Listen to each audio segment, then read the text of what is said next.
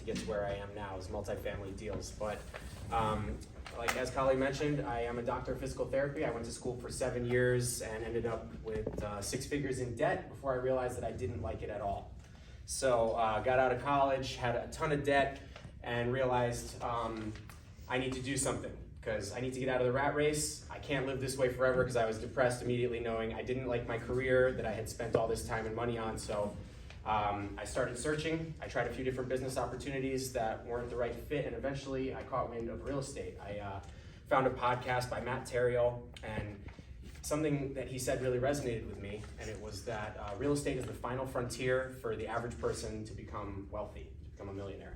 And so that resonated with me, and I started voraciously learning, reading, and found myself a mentor who was a wholesaler and an agent. So I mean, in the beginning, I knew I couldn't dive right into multifamily because, as I mentioned, I was saddled with a whole lot of debt. I was making good money as a physical therapist, but I was working very hard to do it, and I was trading my time for that. And you know, all my money was going towards the debt. Like when you come out of school and you've got 6 figures in student loans, it's basically a mortgage payment right out of school. So there was no way for me to really get ahead at that point. So I knew I had to do something. So I started with wholesaling. Let's see, oh yeah, of course, I read Rich Dad, Poor Dad, that sort of foundational book to shift a person's money mindset.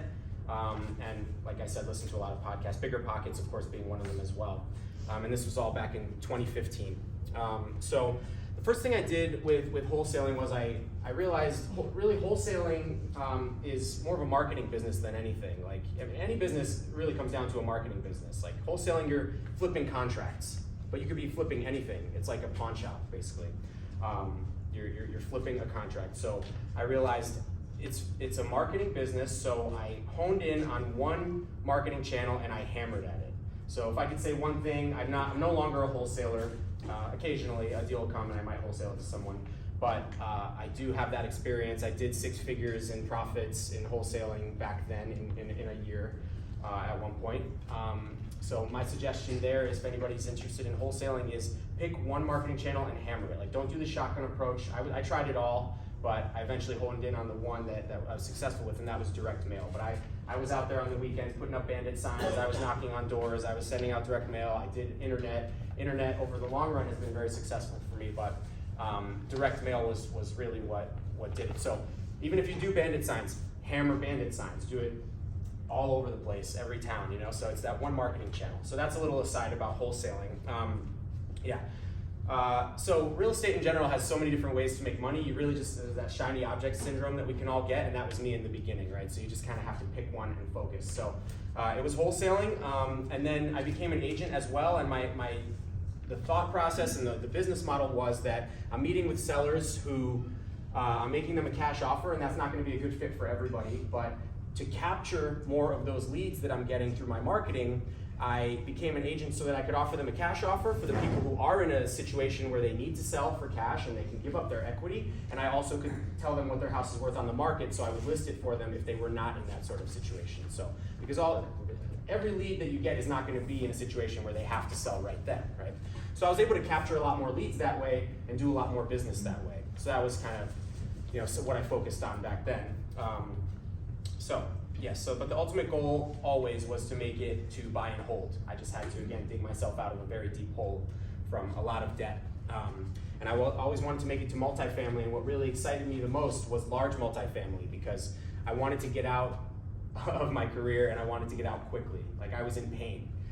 So if you're in enough pain, you're gonna do what it takes to get out. And in 2019, by that point, I had built up some capital of my own. I had gotten access to business lines of credit, and in combination with that, I had built up my knowledge, kind of general knowledge about real estate. I wasn't a landlord yet, so I didn't have the experience there yet, but I had a general knowledge of real estate, and I had connections at that point, people I could potentially partner with, and so I took the plunge into multifamily. And at that point, I found another mentor, a second mentor, who was a landlord. You guys probably know him, Ron Ferracci.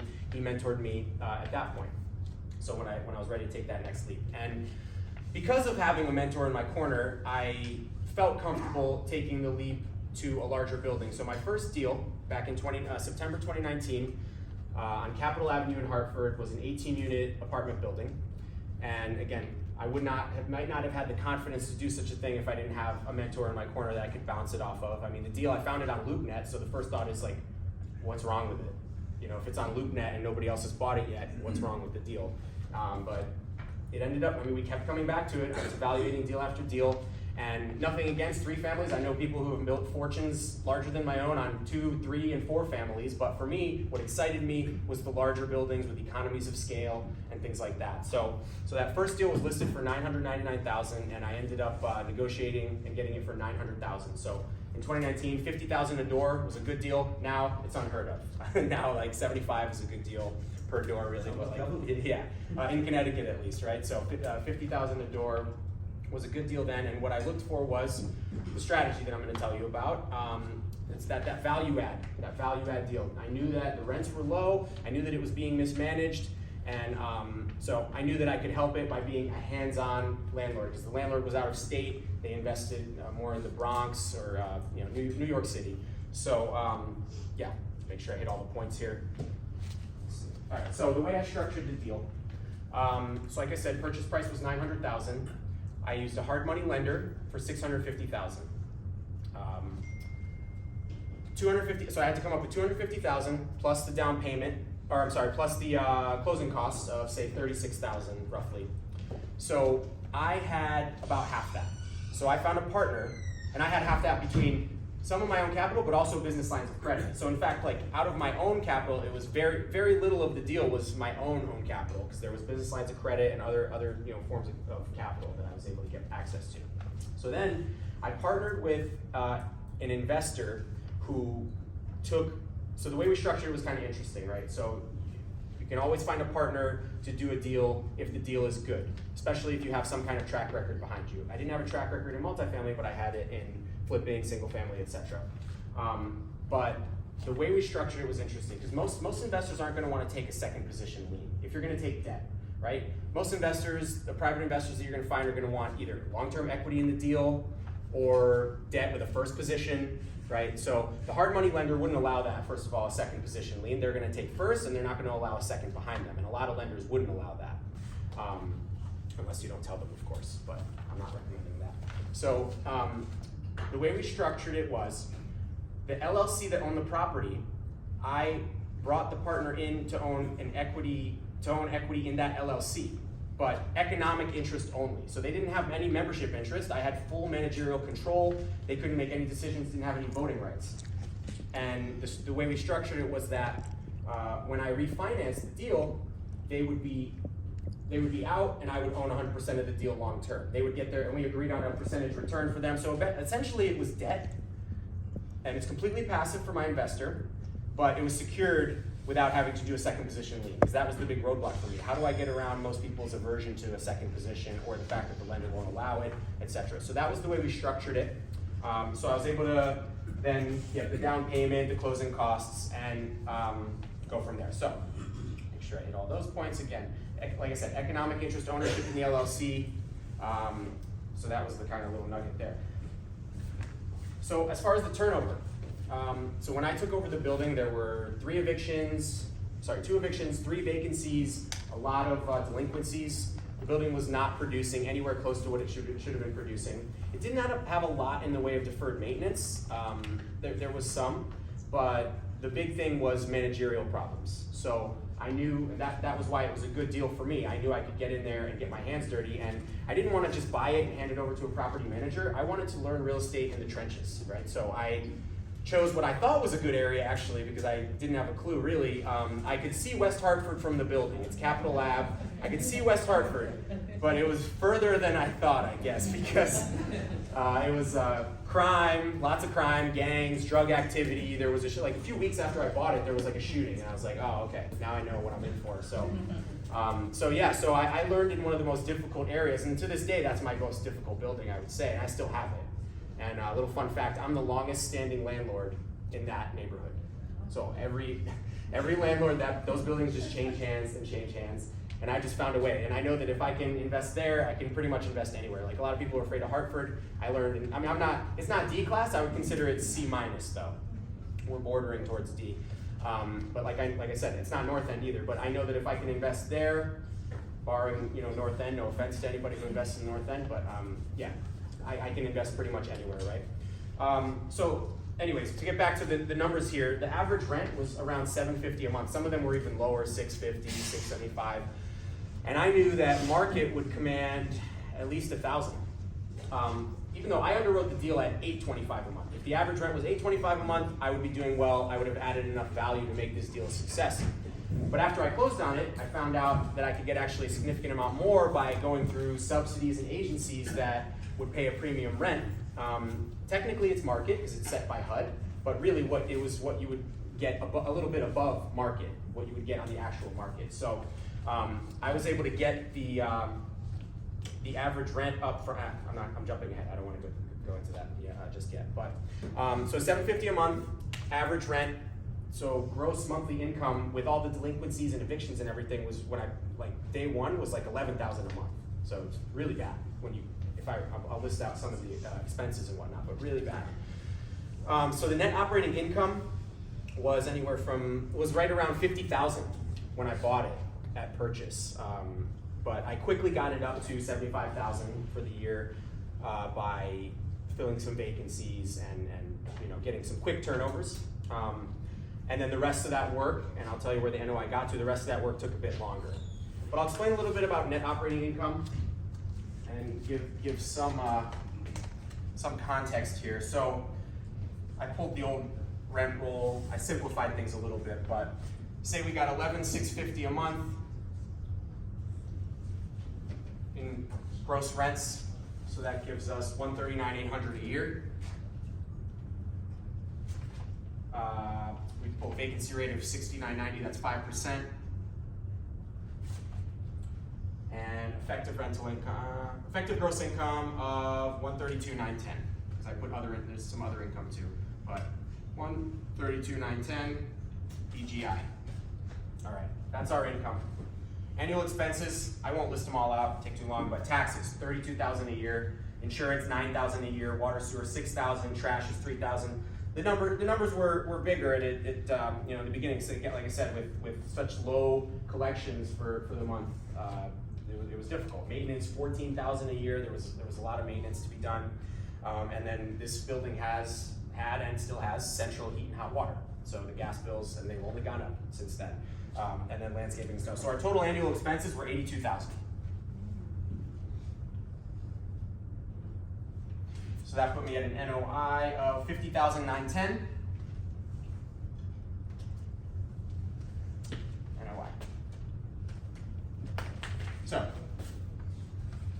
back to,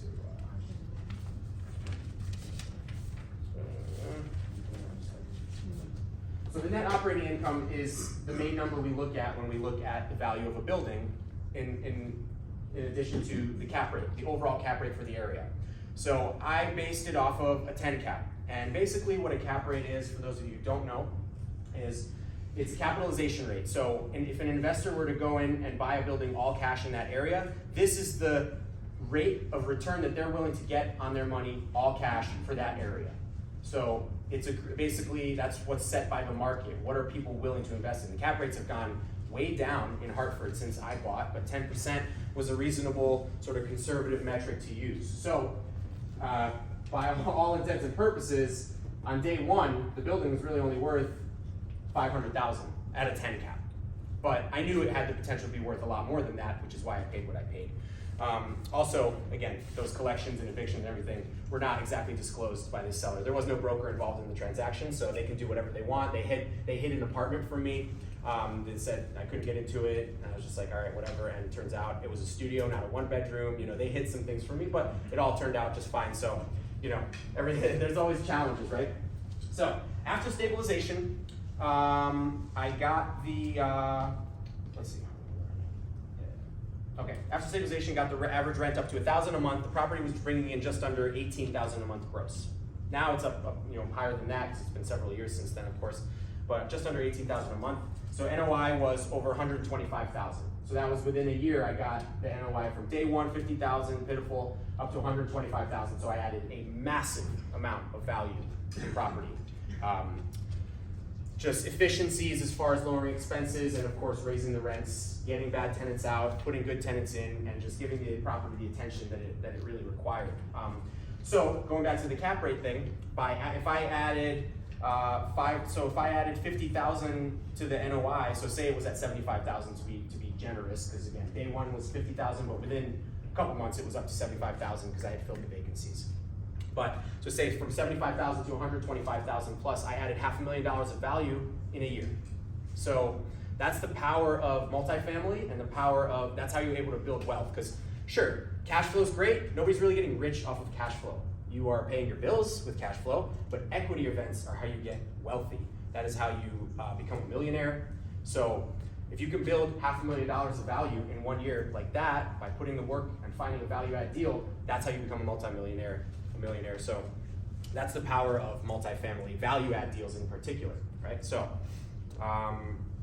let's see here. Talked about cap rate. Just to touch on, like, the lower the cap rate in an area, the more value you can add. So by the time I ended up refinancing, I think the cap rate was, I underwrote based on the 10 cap, but I think the cap rate ended up being 8.5, maybe just under 9%, right? Now they're even lower, they're under 7, they're in the 7s, right? So every dollar you add to the NOI is adding that much more value. It's just easy numbers at a 10 cap because it's just 10 times that, but the numbers change a little. I break out the calculator if we're doing 9 caps and 8 caps, but yeah, it's very simple, right? If I can add 50 G's to the NOI, I divide by 10, or divide by 10% rather, so divide by 0.1, and I've now added 500,000, all right? So,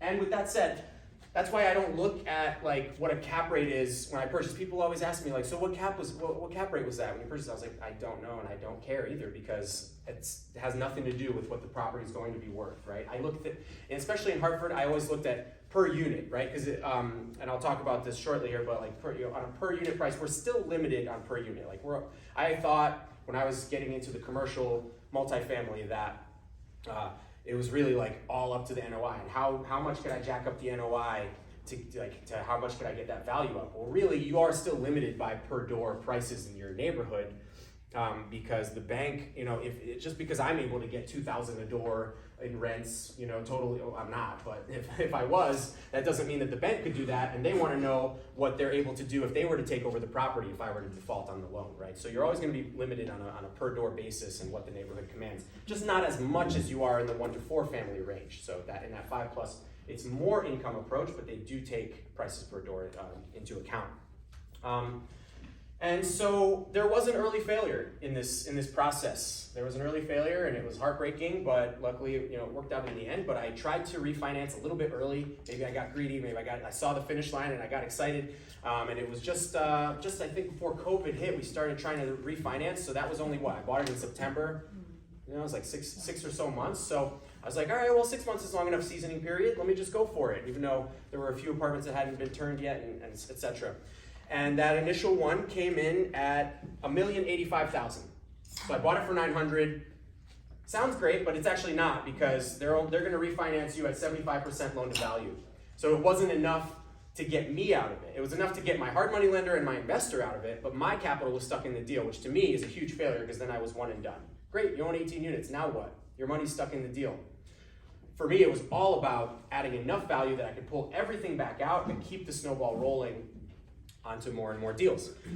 So, and then COVID hit, lenders got nervous, they stopped lending for a little while there, and everything kind of shut down, and people were just waiting to see what happened. So I was like, all right, I will weather the storm. Luckily, I had a lot of subsidized tenants, as I mentioned, a lot, not just Section 8, but other agencies that I worked with that allowed me to weather that COVID storm. I only had like 1 or 2 non-payers, I think one real bad one, but who got away with like 15 months of not paying rent. That was great. Yeah. But it is what it is, right? It's the cost of doing business. Just like Walmart doesn't care they don't like it, but they don't care when someone steals from them. They build it into their numbers, right? It's the same exact thing. That's how I see it now. I didn't see it that way then. But so I waited, and I kept working on the property, and I kept stabilizing it more and doing what I should have done to begin with before trying to refinance. And the second time around, much better success. $1.35 million. So I brought the value from $900,000 to $1.35 million in a year. So 50% of the purchase price, I added 50% of value to the building within a year. So for me, huge success. And then my loan amount was $1 million. Excuse me. So loan amount was $1 million, purchase price was $900,000. That was enough to get me out, my investor out, my hard money lender out, and have a little bit extra on top to roll into future deals. So that was the story of my first deal, my first large deal, and that allowed me to then take that and snowball it into more deals. And then at the same time, what ended up happening was track record starts to build. I'm putting whatever successes I have, I put them out there into the world and started making connections with people and was able to connect with some private lenders and investors who wanted to do a similar structure to what I had done and who aligned with my vision of how I wanted my investments to look and my partners to look. So now not only did I have my own capital at play in one Burr snowball, but now I had another person's capital in a Burr snowball and another person's capital. And now we can grow really quickly because each time, so say I have 3 deals going in a year, now I can refinance this one, I refinance that one, now I've got another 3 deals, and now quickly you can go 0 to maybe say 100 units in a much faster time frame than, because that first deal, 18 units, I had to wait a year before I was able to buy any more properties because all my capital was stuck in the deal, and I didn't yet feel confident or comfortable enough going out raising money at that point without having had a successful large deal under my belt. So the snowball started to roll. And just some highlight points of subsequent deals. The second one I bought for $600 and I refied for $975. Again, we're building equity. We're adding massive value in a fairly short period of time, 9 to 12 months. The longest I've taken was 18 months. But I won't touch them all. But let's see. Another one was a 12 unit. Actually, this one's kind of funny because it was more on the recent side. It was a 12 unit I bought for not much less than the initial 18 unit, but the numbers at the time had shifted so much. So I bought it for $847,000. I refied for $1.35 million, but it was a 12 unit instead. So same thing, was able to pull out cash, and that's really the strategy. So, and that works obviously. I'm sure most of you, if you're in real estate, you're familiar with the Burr method. It works from single families up to 200 unit complexes. But my sweet spot that I found was the 12 to 18 unit range of multifamily in Hartford and surrounding areas, New Britain, East Hartford, and whatnot. So I've done seven deals that way. And then most recently, that was pretty much all I had, but if we had time, I don't know how long I've been going. 3 minutes left? Okay, great. We could either do, if anybody has any questions about anything at all, I'm happy to answer, or I could tell you a little bit about, I've recently started investing out of state in mobile home parks in West Virginia, and that's a really, really cool business model I'm very excited about. The numbers are just completely different. Again, here I just listed off a few of the expenses, the taxes now, I have 118 units, $55,000 a year for taxes for 18 units. $20,000 for insurance sometimes, depending if there's anything wrong, wrong with the building or whatever, or so it could be $10,000, anywhere from $10,000 to $20,000 for the year for insurance. I have a 22 lot mobile home park now that I bought for $120,000. The taxes are $300 a year. The insurance is $500 a year because there's no property of mine to insure, and even if I did own the mobile homes on this particular park, I own some on other parks. I wouldn't insure them anyway because I can source them for cheaper than the premiums would cost me. So the numbers are just totally mind-blowingly different. No utilities for me. Everyone's responsible for their own utilities. So these are the types of parks that I look for. They're all split utilities. Everyone pays for everything themselves, trash, and they pay for their own maintenance because my model is not to own the homes.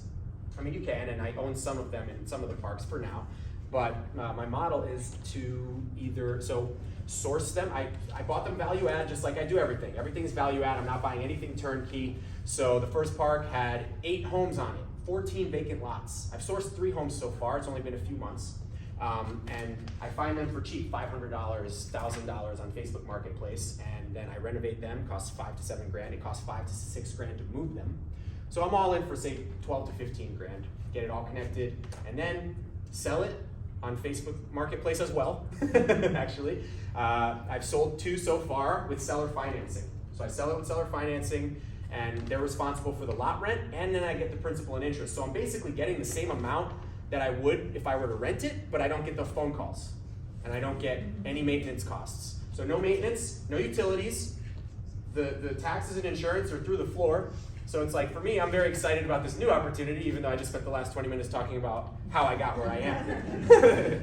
But both are viable, and I will never leave multifamily behind. It's just that Connecticut, for me, as far as investing, has gotten a little bit ridiculous in terms of prices, and Hartford in particular with taxes and everything like that. But we go where the opportunity is, and if I were to find a deal in Hartford, if another deal that made sense, I would absolutely still invest here. So multifamily and mobile home parks, yeah, that's it in a nutshell. Thank you. Any questions? Maybe like 2 questions? Yeah. Fine. Yeah, definitely. Yeah, definitely. Go. Yeah. All right. We'll take 2 or 3 maybe. Yeah. All right. Then go. The question I had is that when you sell a property and if there is a gain, you know, 200, 300, whatever it might be, what about the taxes on that? So I haven't sold anything yet. The only thing I've sold is mobile homes themselves, no parks. And that's what's so cool about the refinance strategy. You are refinancing, you're pulling out cash, and it's completely tax-free. It's your money, it's your equity, right? So you're basically, you're like lending money to yourself. Right. So it's tax-free. That's the beauty. Yeah, and if I were to do a sale, like maybe let's call it a whole portfolio sale. Say I just fall in love with mobile homes and all that, and I sell my whole Hartford portfolio, I would do a 1031 and defer the capital gains down the line, kick the can down the road as far as I can. That's what I would do. Yeah. Are you planning to expand your mobile home, and where are you looking at? Yeah, so I really like West Virginia and surrounding areas there. So I am definitely planning to expand, and in fact, I'm under contract on 15 units, an apartment portfolio down there. Because again, even not just the mobile homes, but the numbers there in general are different. They're better. I mean, the rents are a little bit lower, but everything else is lower, way lower too. So I'm under contract on that, and then I think I have my eye on a 21 lot mobile home park in Ohio, right on the border of West Virginia. So that's kind of the area, and I see and not to take too long, but this country has a crisis of affordable housing, right? So even where I invest up here, I invest with the lowest income pretty much. Most of the people that I have don't even have an income, actually. They have like Section 8 covered either the majority or all of their rent. And the same thing in mobile homes, that's the bottom rung of the ladder for affordable housing. It doesn't get lower than that. So I see it as, on a macroeconomic level, because everything's becoming so unaffordable, that's gonna be more and more prominent. And then a lot of these areas down there are less developed, and so there will be appreciation. And again, it's that same strategy. You can refinance a mobile home park. It's just income producing land at that point. So all that income, and it'll be, same thing. Same exact process that I talked about with the multifamily. Do that with mobile homes, except the expenses are just so much lower.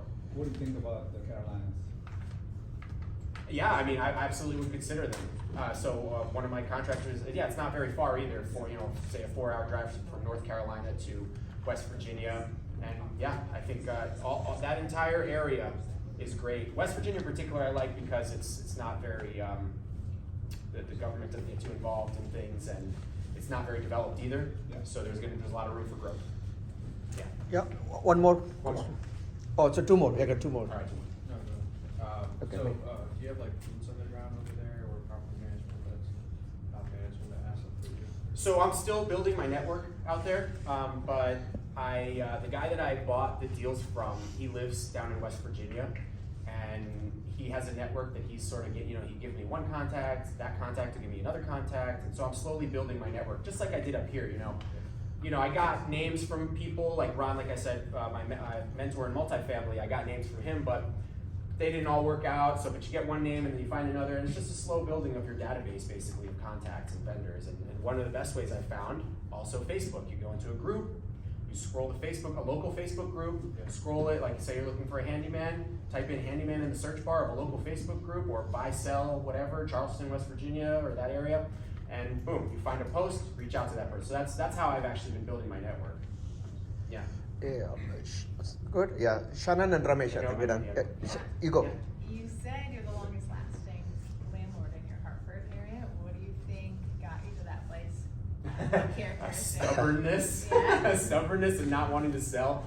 and just wanting the cash flow because that's what saved me from my job, and you know, so there may come a time where I sell, but yeah, until that point, I wasn't at the point where I could sell really. I was relying on cash flow to keep me going while I continued to build. And yeah, this came from one of the prominent brokers in the area, so I definitely trust that. I just found that hilarious, you know. But yeah, stubbornness, dig my heels in. I love that. I'll wait. Yeah. Thank you, Ramesh. What was the reason you went with hard lender? Hard money lender? So yeah, that's a great question. I was competing with a lot of New York money, big cash buyers, so I had to be able to compete, right? If I'm coming at it with a commercial lender who's gonna take 60 days to close and I'm gonna have a financing contingency, and I couldn't do that. So I had to come at it from basically cash, hard money, same as cash almost. And the lender that I knew, I already had a relationship with him. Conservative, but I knew he would close. If he said he was going to do the deal, he was going to do the deal, and he actually helped me put that first deal together, finding me my partner. So it was actually really good. So yeah, no appraisal, just basically same as cash, so that I could compete with all these guys. And also, if I was going to go into it with a commercial loan from the start, most of them will have a prepay. So I wouldn't be able to refinance, or I'd be hit with a huge prepay penalty. Whereas the point of the hard money loan, or a bridge loan, which I've used those as well, is a short-term loan where you then refi into a long-term commercial loan, and that's what I've done every time. Yep. Cool. Thank you all. Thank you, guys. Thank you. Appreciate it. Appreciate it.